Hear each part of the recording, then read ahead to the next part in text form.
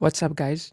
Welcome to the Internet Moola. In today's video, I'm gonna show you how to add widgets to your desktop MacBook.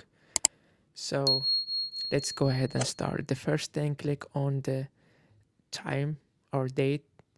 And as you guys can see here, the widgets will show up at the right side of your screen.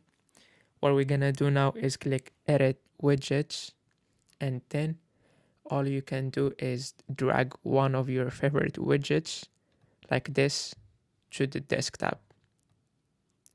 You can also drag from here if you want, like this. And there is another way to use your iPhone widgets. If you're connected to your Apple ID on your MacBook, which is the same one as the one in your iPhone, you can use that. So I hope this video helped you.